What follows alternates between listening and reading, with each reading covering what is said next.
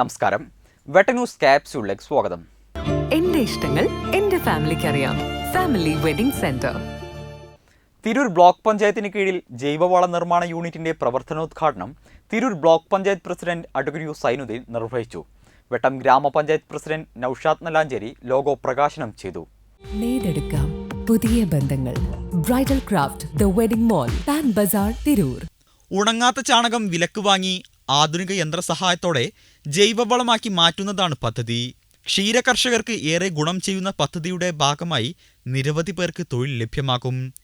ജൈവവള നിർമ്മാണ യൂണിറ്റിന്റെ പ്രവർത്തനോദ്ഘാടനം Tirur block panchayat president advocate U Sainudheen നിർവഹിച്ചു.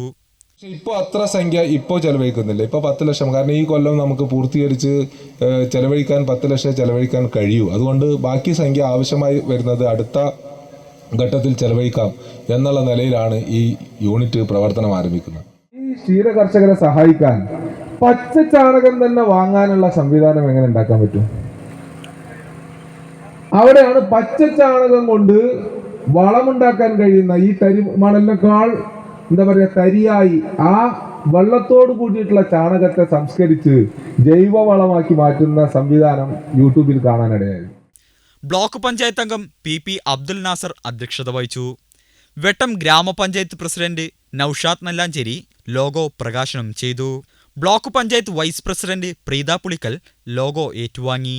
കൃഷി അസിസ്റ്റന്റ് ഡയറക്ടർ ബിന്ദു പദ്ധതി വിശദീകരണം നടത്തി. ബ്ലോക്ക് സ്റ്റാൻഡിംഗ് കമ്മിറ്റി ചെയർപേഴ്സൺമാരായ P Kumaran, Usha Kaveettil, ward member Abida, Haridasan, K T Mustafa തുടങ്ങിയവർ സംസാരിച്ചു.